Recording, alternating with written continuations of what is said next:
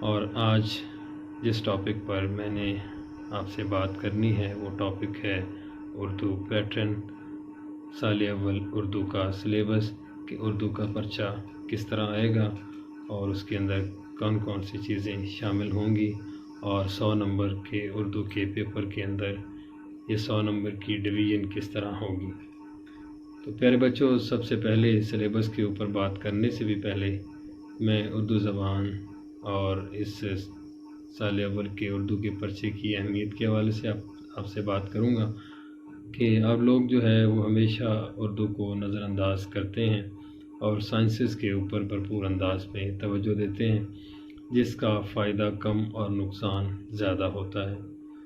نقصان اس لحاظ سے ہوتا ہے کہ آپ لوگ عموماً جو اردو کا پرچہ ہے یا پیپر ہے، اس کو آخری دنوں میں، ایگزام کے دنوں میں اس کی تیاری کرتے ہیں، تو توجہ کم دینے کی وجہ سے ہم لوگ جو اس کو اچھے طریقے سے تیار نہیں کر پاتے، جس کی وجہ سے 30 سے 40 نمبر، 20 نمبر عموماً اس میں سے کم آتے ہیں، جس کی وجہ سے پورے ایف ایس سی کا جو آپ کا میرٹ ہے وہ خراب ہوتا ہے۔ تو یہ بھی 100 نمبر کا سبجیکٹ ہے، اس سے کسی بھی طور پہ ستیلی ماں والا سلوک نہ کریں، بھرپور انداز میں اس کے اوپر توجہ دیں تاکہ یہ جو 100 نمبر ہے آپ کا سیکیور ہو سکے اور آپ زیادہ سے زیادہ اچھے سے اچھے نمبر لے سکیں۔ اچھے نمبر کس طرح آئیں گے، یہ بھی ایک جو ہے وہ طریقہ کار ہے جو کہ اساتذہ کرام آپ کو عموماً بتاتے ہیں۔ تو ضروری ہے کہ جو بھی اردو زبان کے ماہر استاد ہیں، اساتذہ کرام آپ کو پڑھانے والے ہیں، ان کی بات کو توجہ کے ساتھ سنا جائے۔ تو ایک ایک نمبر جو ہے وہ قیمتی ہے اور امتحانات کے اندر ان کی بڑی اہمیت ہے، اور نتائج کے دنوں میں ان نمبروں کی قدر و قیمت کا اندازہ اس وقت ہوتا ہے جب نتیجہ آنے کے بعد ایک آدھ نمبر کی وجہ سے آپ کا جو میرٹ ہے وہ ڈسٹرب ہوتا ہے اور اچھے ادارے میں، اچھی یونیورسٹی کے اندر آپ کا ایڈمیشن نہیں ہو پاتا۔ تو عزیز طلبہ، میں مختصراً جو ہے وہ آپ کے سلیبس کے اوپر جو ہے وہ بات کروں گا، باقی میں نے اس ٹاپک کے اوپر پاور پوائنٹ کے اندر سلائڈز بنائی ہیں، اسائنمنٹ تیار کی ہے، وہ میں آپ کے گروپ کے اندر شیئر کروں گا، آپ اس سے بھی رہنمائی لے کر اپنا یہ والا جو سوال ہے وہ تیار کر سکیں گے۔ مزید کسی بھی قسم کی تشنیگی کی صورت میں میرا واٹس ایپ نمبر جو ہے وہ گروپ کے اندر موجود ہے، کسی بھی وقت آپ مجھ سے سوال کر سکتے ہیں، اور جو بھی آپ کا تشنہ طلب معاملہ ہے اس کے اوپر ہم مزید بات کر لیں گے۔ یہ 100 نمبر کا پرچہ ہے جس میں 80 نمبر جو ہے وہ سبجیکٹو پارٹ کے ہیں جسے حصہ انشائیہ بولتے ہیں، اور 20 نمبر جو ہیں وہ آبجیکٹو پارٹ کے ہیں جسے معروضی پارٹ بولا جاتا ہے۔ تو یہ جو 20 نمبر کی معروضی ہے یہ ایم سی کیوز کی صورت میں، جسے ہم لوگ اردو میں کثیر الانتخابی سوالات بولتے ہیں، اس صورت میں آئے گی۔ تو ہر سوال کے 4 ممکنہ جوابات دیے جائیں گے، جو درست جواب ہوگا اس کے اوپر آپ نے ٹک کا نشان لگانا ہے۔ تو یہ جو 20 نمبر کی معروضی ہے اس کی ڈویژن کس طرح ہوگی اور اس میں کون کون سی چیزیں شامل ہوں گی وہ میں آپ کو بتاتا ہوں۔ سب سے پہلے 5 نمبر کی جو معروضی ہے وہ آپ کی اسباق میں سے آئے گی۔ اس کے بعد 5 نمبر کی جو آپ کی معروضی ہے وہ تذکیر و تانیث میں سے آئے گی۔ تذکیر و تانیث سے مراد سادہ لفظوں میں مذکر مؤنث ہی ہے۔ مذکر مؤنث آپ نے 10th کلاس میں یا اس سے پہلے پڑھے ہوں گے، آپ نے یقیناً حقیقی مذکر مؤنث یا جاندار مذکر مؤنث پڑھے، وہ غیر حقیقی کا ہے، بے جان اسما کی تذکیر و تانیث اس کے اندر شامل ہوگی، جس طرح اخبار ہوتا ہے یا ہوتی ہے، گھاس اگتی ہے یا اگتا ہے، تارپول بچھایا جاتا ہے یا بچھائی جاتی ہے، اس طرح کی چیزیں جو ہیں وہ شامل ہوں گی۔ 5 نمبر کے ایم سی کیوز آپ کے یہاں سے آئیں گے، اور باقی 5 نمبر کے ایم سی کیوز آپ کے شعری اصطلاحات میں سے آئیں گے۔ شعری اصطلاحات سے مراد مطلع، مقطع، قافیہ، ردیف، یہ بھی ایم سی کیوز کی صورت میں ہوں گے، جن کے 4 ممکنہ جوابات دیے جائیں گے، جن میں سے جو درست جواب ہوگا اس کے اوپر آپ ٹک کا نشان لگائیں گے۔ اس کے بعد جو آخری 5 نمبر ہیں وہ آپ کے آئیں گے تنقیدی اصطلاحات میں سے، یعنی میری مراد تشبیہ، استعارہ اور تلمیح سے ہے۔ تو یہ کل ملا کے 20 نمبر ہو گئے۔ تو یہ جو سٹارٹ ہوگا یہ سوال نمبر 1 ہوگا، اور اس کے اندر ٹوٹل 20 ایم سی کیوز ہوں گے جن کے جوابات آپ دیں گے۔ اگر آپ اچھی تیاری کے ساتھ یہ پیپر حل کریں گے تو یقیناً آپ پورے کے پورے 20 نمبر جو ہیں وہ اس سے حاصل کر سکتے ہیں۔ اس کے بعد جو اگلے 80 نمبر ہیں حصہ انشائیہ سبجیکٹو پارٹ کے، یہ بڑے ضروری ہیں اور اس کے اوپر بھرپور توجہ کی ضرورت ہے۔ جب تک آپ بھرپور انداز میں اس کی تیاری نہیں کریں گے اس وقت تک آپ یہ سوال کبھی بھی حل نہیں کر سکیں گے۔ تو یہ سوال کس طرح شروع ہوگا؟ یہ سوال نمبر 2 سے سٹارٹ ہوگا۔ اس کا جز الف جو ہوگا وہ اس طرح پوچھا جائے گا کہ نظم کے درج ذیل اشعار کی تشریح کیجیے، نظم کا عنوان اور شاعر کا نام بھی لکھیں۔ اس میں 8 نمبر اشعار کی تشریح کے، 1 نمبر نظم کے عنوان کا اور 1 نمبر جو ہے وہ مصنف کے شاعر کے نام کا ہوگا۔ تو کل ملا کے یہ 2 اشعار ہوں گے جن کی تشریح آپ نے 2 سے 2.5 صفحات پر لکھنی ہے اور اس کے کل 10 نمبر ہیں۔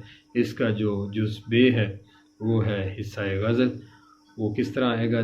غزل کے درج ذیل اشعار کی تشریح کیجیے۔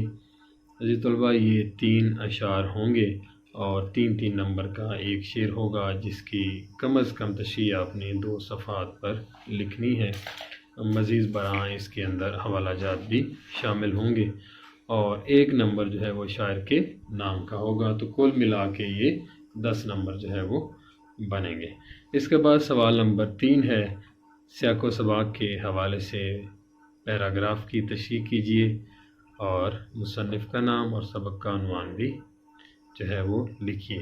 تو یہ 15 نمبر کا سوال ہے، اس کے اندر چوائس ہے، 2 پیراگراف جو ہیں وہ دیے جائیں گے جس میں سے 1 پیراگراف آپ نے کرنا ہے۔ 10 نمبر کی تشریح ہے، 3 نمبر سیاق و سباق کے ہیں، 1 نمبر مصنف کے نام کا اور 1 نمبر سبق کے عنوان کا۔ اس کے بعد سوال نمبر 4 خلاصے کا ہے۔ جس طرح پوچھا جائے گا آپ سے کہ مدرجہ ذیل نصاب اسباق میں سے کسی ایک کا خلاصہ تحریر کریں۔ 2 اسباق ہوں گے، اس میں سے 1 سبق کا آپ نے خلاصہ لکھنا ہے۔ 9 نمبر سبق کے خلاصے کے اور 1 نمبر جو ہے وہ مصنف کے نام کا ہوگا۔ کل ملا کے یہ 10 نمبر کا سوال ہے۔ اس کے بعد سوال نمبر 5 ہے جو کہ نظم کے عنوان کا سوال ہوگا، جو کہ 5 نمبر کا سوال ہے۔ یہ زیادہ سے زیادہ 8 سے 10 لائنوں میں ایک سٹینڈرڈ پیراگراف کی جو لینتھ ہوتی ہے اس لینتھ کے حساب سے آپ نے یہ سوال حل کرنا ہے۔ شروع سے لے کر آخر تک جتنی بھی جزیات ہیں اس نظم کے اندر وہ آپ نے لکھنی ہیں اپنے بیانی انداز کے اندر، تاکہ یہ آپ کا سوال جو ہے وہ اچھے انداز سے حل ہو سکے۔ نیکسٹ سوال جو ہے وہ آپ کا درخواست کا ہے۔